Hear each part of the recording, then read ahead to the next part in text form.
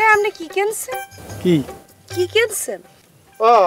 আনছি বেমালা আনছি ওই ধরো বড় মিষ্টি 1 কেজি ছোট মিষ্টিও 1 কেজি আর ওই দদি 6টা এই 6টা বাড়ি আনছি কি ইয়া কি মিষ্টি নিয়ে এসেছেন? ইয়া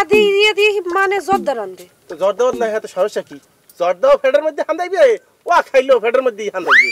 এই আপনি পাগল হইছেন? কি কি মানে যাইতে আছেন শ্বশুর বাড়ি, এই মিষ্টি নিয়ে গেলে মানে দিয়ে হাসবে, এখানে মান সম্মান কিছু থাকবে আমার? ওরে ছোট মানুষ ছোট মান্যের মতো কথা বলতে আসো কি আমি হিসাব না করিয়ে আনছি এখন তোমার জামাই নিয়ে তুমি প্রথমবারে বাপের বাড়ি যাইতে আসো হ্যাঁ এখন যদি বড় মিষ্টি লইয়ে যাই 2টার বেশি কাউরে দিতে পারবা আই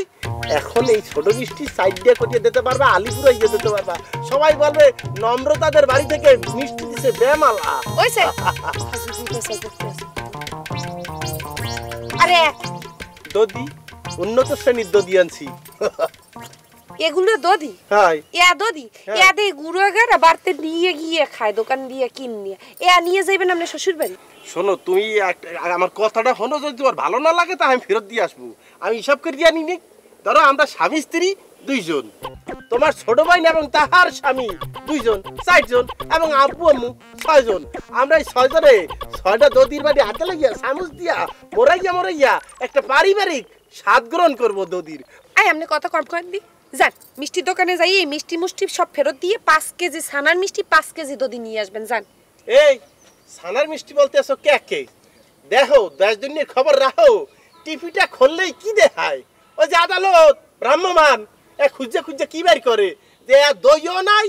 মিষ্টিও নাই আর দুধের সিডা পোটাও নাই কেমিক্যাল ও খাইলে বেরে না উঠে যায় মজক ছিদ্র হয়ে যায় বুহের মধ্যে যে হৃৎপিণ্ড ওটা সেদা হয়ে যায় এখন ধরো এই দই নিয়ে আমি আমার আব্বু আম্মুকে মানে তোমার পিতামাতাকে খাওয়াইলাম খাওয়ানোর পরে কি হবে তাদের ব্রেন নষ্ট হয়ে যাবে তোমাকে দেখলে তোমার আম্মাই বলবে কি আপা আসসালামু আলাইকুম আসেন বইয়া এক লগে 2 বেআই নে পান খাই ভালো লাগবে ওরে আল্লাহ মুই কিরবিন নেই রোমে কমানের সাথে 3 বছর প্রেম করতে গেছি যেকালে প্রেম করছি একালে তো গুণাক্ষরও বুঝার নেই আপনি যে এত কিপটিয়া যাইবেন শ্বশুর বাড়ি এখন কিপটি আমি শুরু করছেন বাজার না জানি আপনি কি করেন জামাই বাজার ওই হিসাব কাইল রাইট তুমি যখন নাইট ডেকে ঘুমাও তখন আমি কটিয়ে বইয়া রয়েছি হিসাবটা হইলো তোমাদের মুরব্বীরা যেহেতু আমাকে টাকা দেবে সালাম মালকির পরেই সেই টাকা দিয়া আমি বাজার করিয়া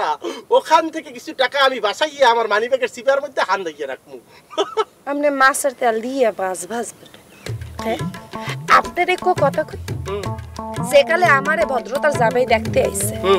সেকালে উনি 5-10 কেজি মিষ্টির সাথে করে নিয়ে এসে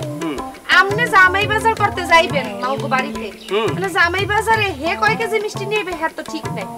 মান সম্মান কিছু থাকতে আর যদি মান সম্মান যায় তাহলে কার মান সম্মান যাইবে এই সব কথা নিয়ে তুই চিন্তা ভাবনা করবে না সামর্থ্য অনুযায়ী এডা তুই গেলি কমবে ড্রাইভারটা দেখো ড্রাইভার এ সামরে